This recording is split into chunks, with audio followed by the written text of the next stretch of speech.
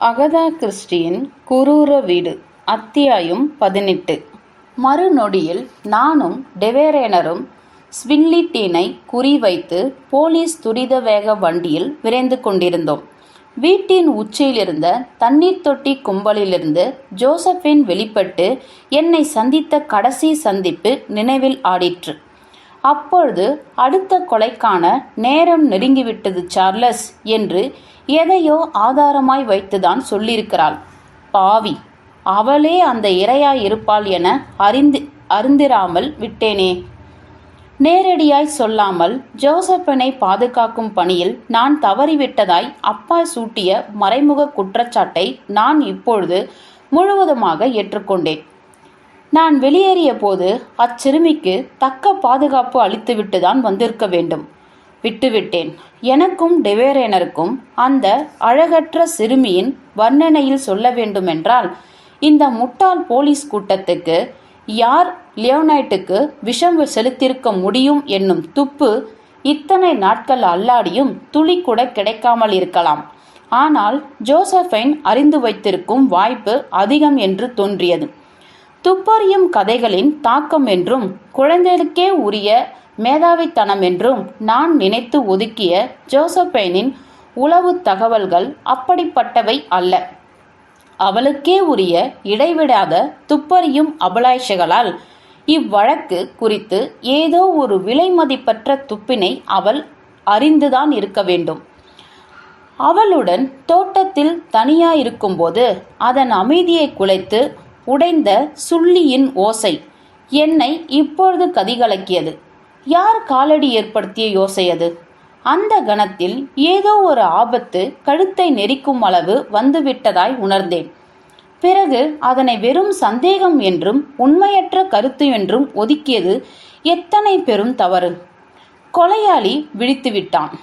சிறுமிக்கு உன்னத ரகசியங்கள் சில தெரிந்திருப்பதால் அக்கொலையாளி கழுத்துக்கு கத்தி வந்துவிட்டதை உணர்ந்து விழித்துவிட்டான்.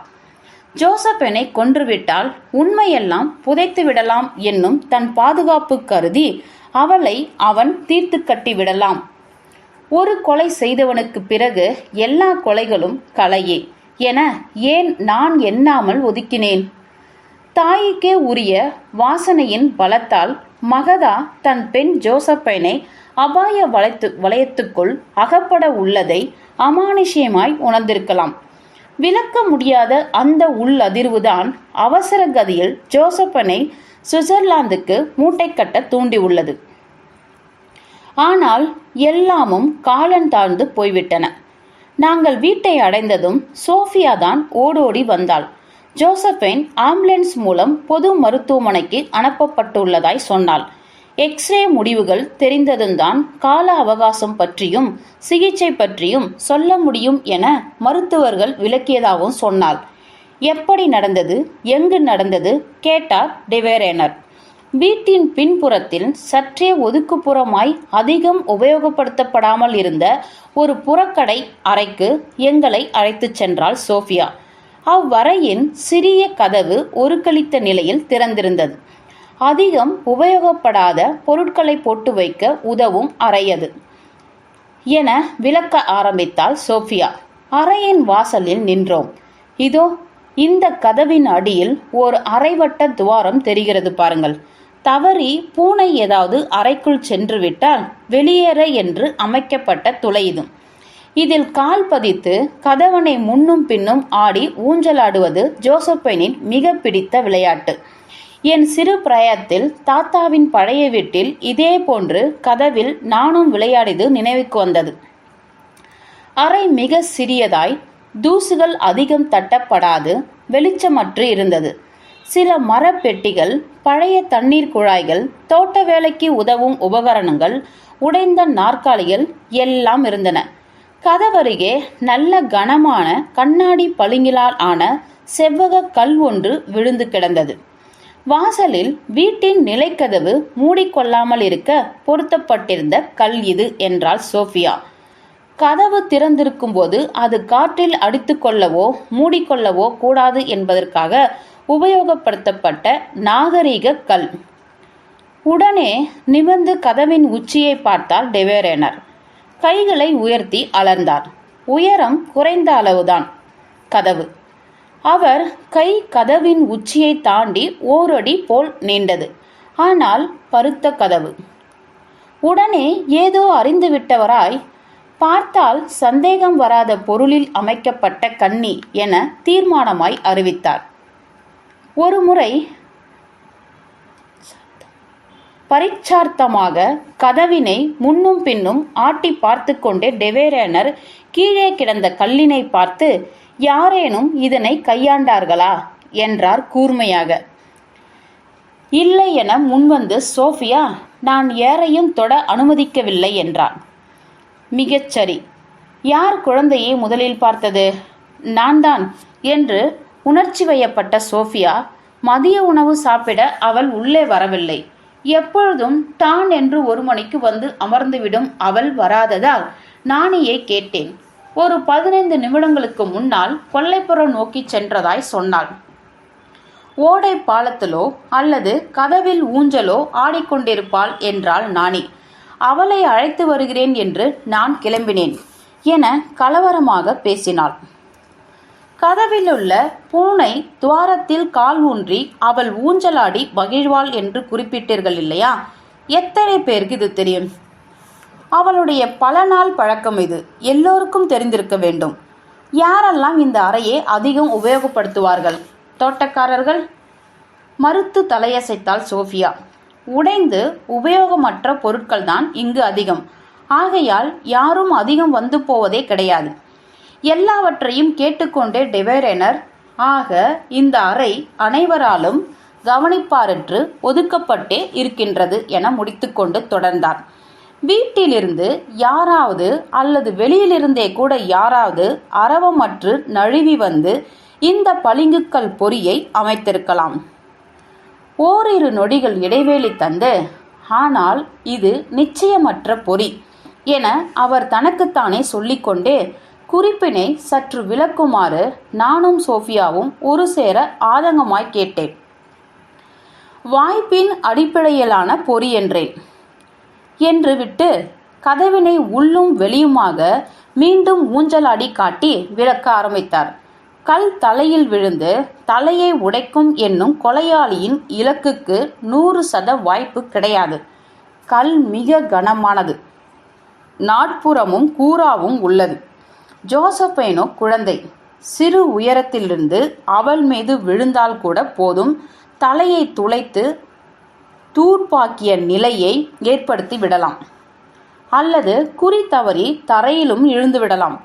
இப்படியும் அப்படியும் கதவில் ஆடும்போது கதவின் மேலே வைக்கப்பட்ட இக்கல் சரியாய் தலையில்தான் விழுந்து ஆபத்தை ஏற்படுத்த வேண்டும் என எதிர்பார்ப்பது அறிவீனம். தவறி போகும் வாய்ப்புதான் அதிகம். ஆனால் முட்டாள் கொலையாளி எதிர்பார்த்திருக்கிறான். ஜோசப்பின் அதிர்ஷ்டக்கட்டை அவளிடம் பலித்துவிட்டது. சோஃபியா நடுங்கி போனாள். டெவேரேனர் கதவை ஒட்டிய தரைப்பகுதிகளை துளைப்பது போல் பார்த்தார். மண்ணும் சிமெண்ட்டும் கலந்து ஸ்திரமற்றிருந்த தரையில் குத்தி குத்தி எடுத்தது போன்ற வடுக்கள் தெரிந்தன.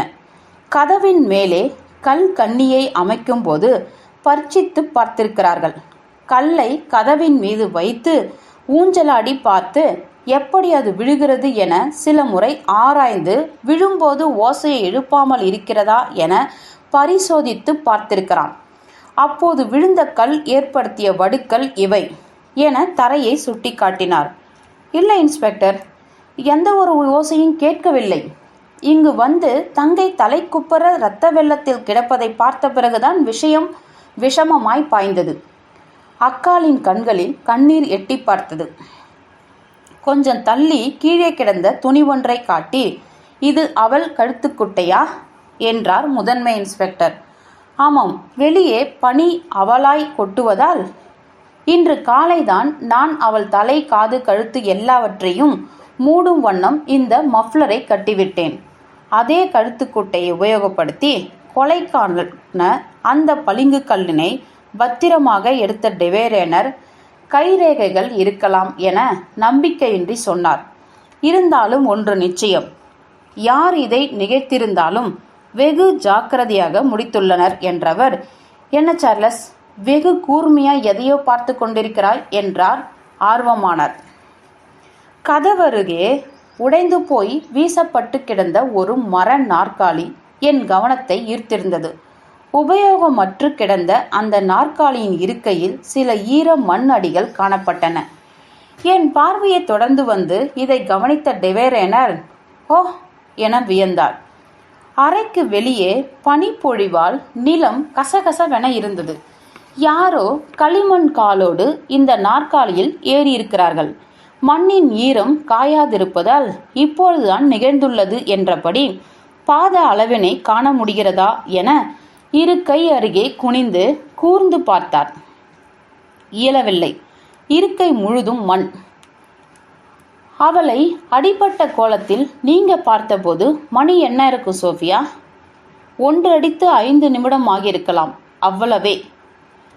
அவள் கொல்லைப்புறம் செல்வதை அதற்கு 20 நிமிடங்களுக்கு முன்புதான் நானி பார்த்திருக்கிறார். எனக்கு ஒரு முக்கிய விஷயம் தெரிந்தால் நலம் என்று தொண்டையை செருமிக்கொண்டு கொஞ்சம் ஒலி தாழ்த்தி கேட்டார். உங்களுக்கு தெரிந்து கடைசியாய் இந்த புறக்கடை அறைக்கு வந்து போனது யார்? எனக்கு தெரியவில்லை என்ற சோஃபியா உடனே நினைவு வந்தவளாய், இன்று காலை சிற்றுண்டி முடித்ததும் கூட இந்த கதவில் ஏதோ பாடலொன்றையை பாடிபடி அவள் ஊஞ்சலாடி கொண்டிருந்தாள். எனவே ஜோசப்பனை தவிர கூட வந்து போயிருப்பாள் என தோன்றுகிறது என்றாள். ஆக அவள் காலடி முடித்து சென்றதிலிருந்து மதியம் 1:15க்குத்தான் யாரோ வந்து கல்கண்ணியை அமைத்திருக்கிறார்கள். வாசல் கதவுக்கு உபயோகப்படுத்தப்பட்ட கல் இது என்கிறீர்கள். அது எப்போதிலிருந்து காணவில்லை என தெரியுமா? தெரியாது என தலையசைத்தாள் சோஃபியா. சில நாட்களாக கதவை திறந்து வைப்பதே இல்லை. நுழைந்ததும் மூடிவிடுகிறோம். மோசமான பனிப்பொழிவு தரும் குளிர் காரணமாக. எல்லோரும் காலையிலிருந்து எங்கிருந்தார்கள் என ஏதாவது தெரியுமா? நான் சற்று காலந்தழுதி எழுந்து ஒரு சிறு நடை சென்றேன். ஆஸ்டிஸும் ஜோசப்பைனும் 12:30 வரை வகுப்பில் இருந்தார்கள். இடையே 10:30 மணிக்கு ஒரு சிறு இடைவேளி உண்டு. அப்பா காலை முழுவதும் நூலகத்தில் தான் இருக்க வேண்டும் என முடித்துவிட்டது போல நிறுத்திய சோஃபியாவை உங்கள் அம்மா என்று கூறாய் கேட்டார் டெவேரேனார். 12:15 இருக்கும். வெளியே போயிருந்த நான் திரும்பும்போதுதான் அம்மா தூக்கத்திலிருந்து எழுந்திருந்தார். முற்பகலில் எழுந்து கூட அவருக்கு வழக்கம் கிடையாது. புறக்கடை அறையை கண்களுக்குள் பதித்து கொண்டு மீண்டும் வீட்டுக்குள் நுழைந்தோம். நேராய் நூலகம் அடைந்தோம்.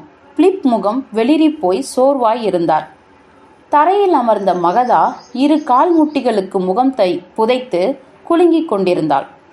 சோஃபியா கேட்டாள், மருத்துவமனையிலிருந்து ஏதாவது தகவல் வந்ததா? பிலிப் இல்லை என தலையசைக்க மகதா அழுகையில் வெடித்தாள். என்னை ஏன் அவளோடு மருத்துவமனைக்கு அனுப்ப மறுத்தீர்கள்? இப்படி அழகற்று வினோதமாய் நடந்து கொள்ளும் விதத்தால் எனக்கு பிறக்காமல் ரகசியமாய் மாற்றி வைக்கப்பட்ட குழந்தை என எத்தனை முறை அவளை காயப்படுத்தியிருக்கிறேன். எனப்படி கொடூரமாய், அதுவும் நான் சுமந்த குழந்தையிடம் குரூரமாய் நடந்து கொண்டேன். இதோ இறந்துவிடப் போகிறாள். எனக்கு தெரிந்துவிட்டது. போங்கள், நான் சொன்னேன் என்று அவளிடம் போய் சொல்லுங்கள். இப்போதே சொல்லுங்கள். அவள் என் குழந்தைதான். நான் சொன்னேன் என்று அவளிடம் போய் சொல்லுங்கள். இப்பொழுதே சொல்கிறேன். அவள் என் குழந்தைதான், மாற்றி வைக்கப்பட்டவள் அல்ல. ஜோ கண்ணே, என் கண்மணியடா. மகதாவின் தாய்மை பரிதவிப்பு கண்கொண்டு பார்க்கும்படி இல்லை. ப்ளீஸ் மகதா, கட்டுப்படுத்திக்கொள் என்று பிலிப் மீண்டும் இறுகிப்போனார். பாச பரிதவிப்பில் குமரும் பெற்றோர் முன் நான் இருப்பது சரியல்ல என்று விளங்கியது. அவர்களாய் கதறி ஓய்வதுதான் ஒரே ஆறுதல். மெதுவாய் நகர்ந்து அடுக்கலையில் இருந்த நாணியிடம் வந்தேன். ஜோசப்பைனின் நிலைமை என்னை கொஞ்சம் ஆட்டித்தான் விட்டுள்ளது. நாணியின் பக்குவம் எனக்கு ஆறுதலாய் அமையலாம் எனப்பட்டது. எத்தனை முறை அந்த குழந்தையிடம் சொல்லியிருக்கிறேன். அதுவும் பெரியவர் கொலை உண்ட பிறகாவது இந்த துப்பு துளக்கி நோட்டு புத்தகத்தில் கிறுக்கும் வேலையை கொஞ்சம் நிறுத்தி வை என கெஞ்சிருக்கிறேன். கொலையாளி இங்கேயே இருந்திருக்கிறான். திரு சார்லஸ் இதோ வெட்டி வீழ்த்திவிட்டான். நடுங்கினார் நாணி. இது ஒரு குரூர வீடாகிவிட்டது சார்லஸ். தர்மம் தவறிய துன்மார்க்கன். இங்கு இருக்கிறான் சார்லஸ், இருக்கிறான், துடித்தார் நாணி. என்ன போலீஸ் நீங்கள்? இன்னும் எத்தனை உயிர் போக வேண்டும் என எதிர்பார்க்கிறீர்கள்? நான் முதலில் நம்பவில்லை. ஆனால் இதோ இப்பொழுது கண்ணெதிரே நிகழ்கிறது. பெரியவரை கொன்ற அதே சண்டாளன்தான், குரூரன்தான் அந்த கொலை ரகசியம் அறிந்துவிட்ட ஒரே காரணத்திற்காக ஜோசப்பனை பழித்தீர்க்க முயன்றுள்ளான். கைக்குட்டையால் மூக்கை சிந்தி தொடர்ந்தார். கண்மணி ஜோவுக்கு எல்லாம் தெரிந்திருக்க வேண்டும். சிறு விஷயமானாலும் விலக்கிவிட வேண்டும்.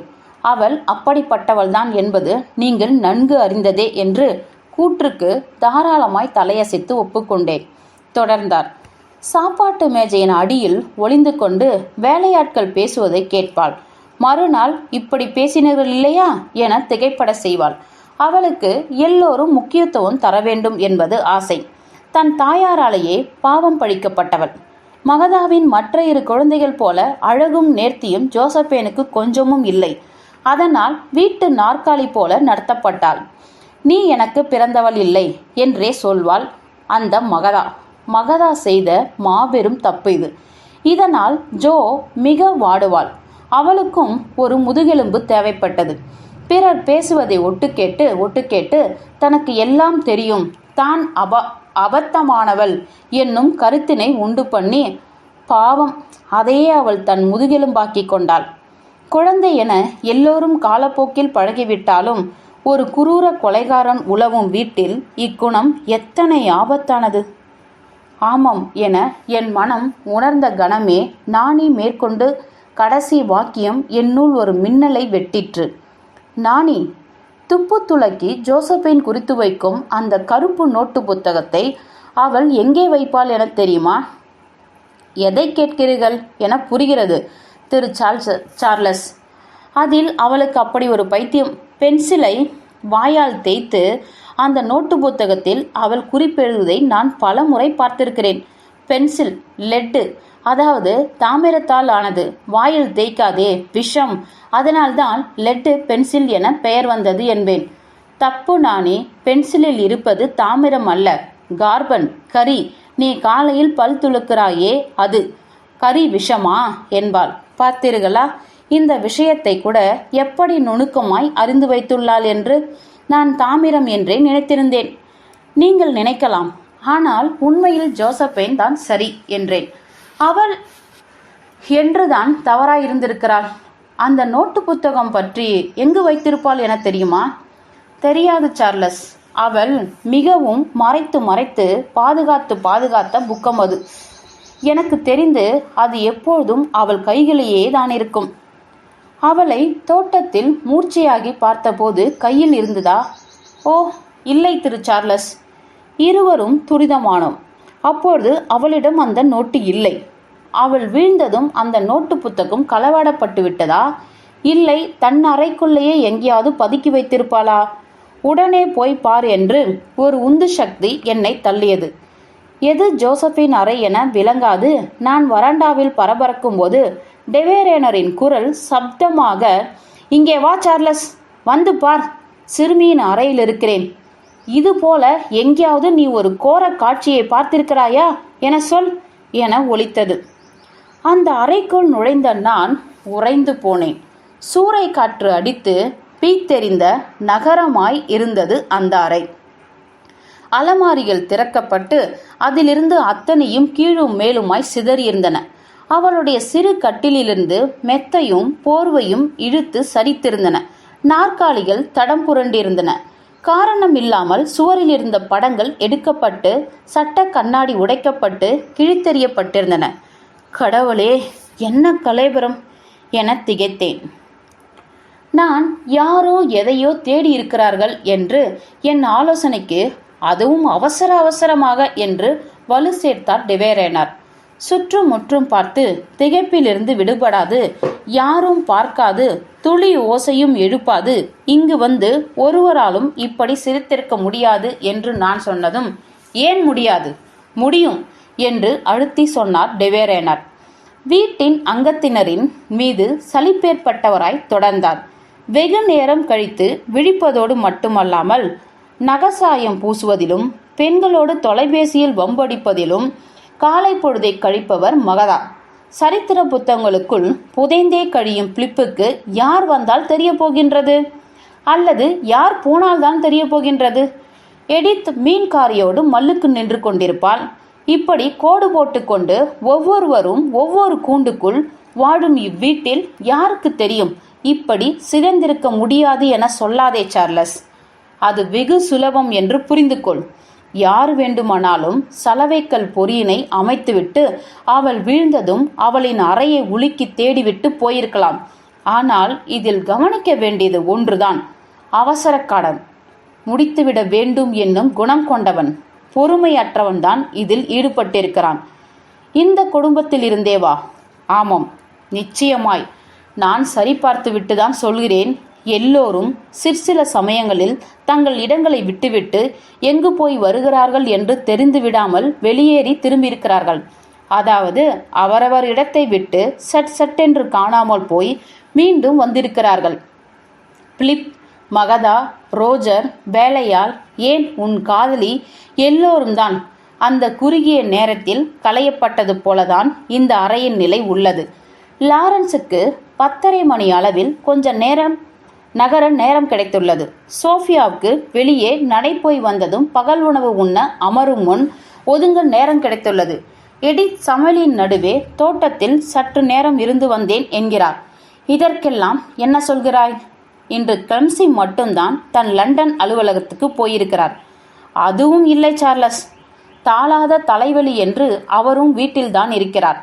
நிச்சயமாய் சொல்கிறேன், யாரோதான், இங்கிருக்கும் யாரோதான் இப்படி அப்படி நழுவும் போது சிறுமியின் அறையில் எதையோ தேடி இப்படி சின்ன பின்னம் படுத்திருக்கிறார்கள். இப்படி சொல்லிவிட்டு கவிழ்த்து வைத்தார் போலாயிருந்த அறையை நோட்டமிட்டபடி இங்கு அவன் என்ன தேடினான் என்பது மட்டும் தெரிந்துவிட்டால் என உஷ்ணமானார். அப்படி அக்கொலைகாரன் தேடியது மட்டும் கிடைத்திருக்குமானால் என் பற்களை கடித்தார். டெவேரேனரின் அவன் என்ன தேடினான் என்ற வசனம் எனக்குள் ஒரு புது ஒளி கூட்டிற்று. அந்த ஒளிக்கு இன்னும் பிரகாசம் கூட்டினார் டெவேரேனர். பின்வரும் கேள்வியை கேட்டு, சொல் சார்லஸ், சிறுமி நீ கடைசியாய் பார்த்தபோது என்ன செய்து கொண்டிருந்தாள்? 1 நிமிஷம் என்றேன் நான். அவளை நான் கடைசியில் பார்த்தது மொட்டை மாடியின் தண்ணீர் தொட்டிகளுக்கு இடையே. சரேல் என்று என்னை இந்த அறையிலிருந்து உருவிக்கொண்டு விடுபட்ட அம்பாய் மாடிப்படிகள் ஏறி தாவினேன். மொட்டை மாடி அடைந்து தொட்டிகள் இருந்த அறைக்குள் நுழைந்தேன். அறையின் உயரம் கம்மி ஆகையால் குனிந்து நடந்தபடி தேடினேன். நீ இங்கு என்ன செய்து கொண்டிருந்தாய் என்று கேட்டதற்கு துப்பறிந்து கொண்டிருந்தேன் என்றாளே. அப்பொழுது நடக்கக்கூட இடமில்லாது வெறும் நீர் தொட்டிகளாய் நிறைந்திருக்கும் இங்கு என்ன துப்பறிய முடியும் என எண்ணிருந்தேன். இப்பொழுது இது சிறப்பான ஒரு பதுக்கும் இடம் என்பது புலப்பட்டது. இங்கு எதையோ அவளிடம் இருக்கக்கூடாது என்று தெரிந்து எதையோ அவள் பதுக்கியிருக்க வேண்டும். என் எதிர்பார்ப்பு சரியெனில் இந்த சிறு அறையிலிருந்து அதை கண்டுபிடிக்க வெகு நேரம் ஆகாது. இடுக்கு விடாமல் தேட ஆரம்பித்தேன். 3 நிமிடங்கள் தான் பிடித்தன. சுவரோடு ஒட்டியபடி பெரிய தொட்டி ஒன்று இருந்தது. இருந்தவற்றிலேயே அதுதான் பெரிது. அதன் அருகில் இருந்த சிறு இயந்திரம் ஒன்றிலிருந்து உஸ் உஸ் என்று ஓசை எழுப்பியபடி இருந்தது. இதனால் அப்பெரிய தொட்டியின் அருகில் யாரும் நெருங்காத நிலைமை தானாகவே உண்டாகியிருந்தது. அந்த தொட்டிக்கு பின்னால் ஒரு கிழிந்த பிரவுன் நிற உறைக்குள் பதுக்கப்பட்டிருந்த சில கடிதங்கள் கிடைத்தன. அவற்றில் ஒன்றை எடுத்து படித்தேன். ஹோ லாரன்ஸ், என் உயிரே, எனக்கென பிறந்துள்ள காதலே, நேற்றிரவு நீ அந்த கவிதையை படித்து காட்டிய பாங்கு, அப்பப்பா, தனி சுகம். லியோனைட் நீ உணர்ந்து படிப்பதாய் பாராட்டினார். அப்பொழுது நாம் இருவரும் எத்தனை ஏகாந்தத்தை உணர்ந்து கொண்டிருந்தோம் என்றோ, அக்கவிதையின் நாயக நாயகியாய் நாம் இருவரும் நம்மை பாவித்து கொண்டிருந்தோம் என்றோ அவர் அறிந்துக்க வாய்ப்பில்லை. இன்னும் கொஞ்ச காலத்தில் எல்லாம் நேர் செய்யப்பட்டு விடும் என்றே தெரிகிறது. தான் இறந்ததே தெரியாமல் சட்டென பெரியவர் இறந்து விட்டார். போகட்டும், அவர் எனக்கு இனிமையாய் தான் இருந்திருக்கிறார். அவர் கடைசி காலத்தில் அவதிப்படுவதில் எனக்கு சம்மதமில்லை. 80க்கு மேல் வாழ்வதினால் ஒருவருக்கும் எந்த இன்பமும் விளைந்துவிடப் போவதும் இல்லை. அதனால் அவர் போய்விட்டதே மேல். வெகு விரைவில் நாம் இருவரும் எப்பொழுதும் இணைந்தே வாழும் காலம் வந்துவிடப் போகின்றது. நினைத்து பார்த்தால் எவ்வளவு புல்லரிக்கின்றது தெரியுமா? உன் காதருகே வந்து அன்பு கணவரே, ஆருயிர் கணவரே என்பேன். கண்ணா, நாம் ஒருவருக்கொருவர் என படைக்கப்பட்டுள்ளோம். I love you, I love you, I love you. இவ்விதமாய் விவரித்தபடி கடிதம் நீண்டது. படித்ததொன்றும் ஆகப்போவதில்லை. போன வேகம் எழுந்து இறுக்கமாய் டிவைடரனை அடைந்து உரையை அவர் கைக்குள் திணித்தேன். இதைதான் ஒருவேளை நாம் இதுவரை அறியாத கொலைகாரன் தேடியிருக்கலாம் என்று அவர் காதருகே சொன்னேன். மறைவாய் வைத்து ஒரு சில வரிகளை படித்த டிவைடனர் விசிலடித்துவிட்டு இன்ன பிற கடிதங்களின் சரக்கிலும் மேலோட்டமாக கண்களை மேயவிட்டார். பிறகு இறை கிடைத்து உண்டு மகிழ்ந்த பூனையின் திருப்தி பார்வை என் மேல் வீசிய டிவைடனர், இவற்றால் எல்லாம் புரிந்துவிட்டது. பிராண்டாவும் அந்த லாரன்ஸும் தான் இல்லையா? அவளுக்கும் லாரன்ஸுக்கும் எந்த தொடர்பும் இல்லை என்று எப்படி பாசாங்கு செய்தாள் அவள்? தன் காலால் தரையை ஆவேசமாக எத்தினார் டிவைடனர். இக்கடிதங்கள் அவர்களுக்குள்ளிருந்த காதலை தான் ஊர்ஜிதம் செய்கின்றனவே தவிர அவர்கள் கொலை செய்தார்கள் என என்ன அத்தாட்சி உள்ளது? டிவைடனர் உணர்ச்சி கொந்தளிப்பில் இருந்ததால் இதை நான் கேட்கவில்லை.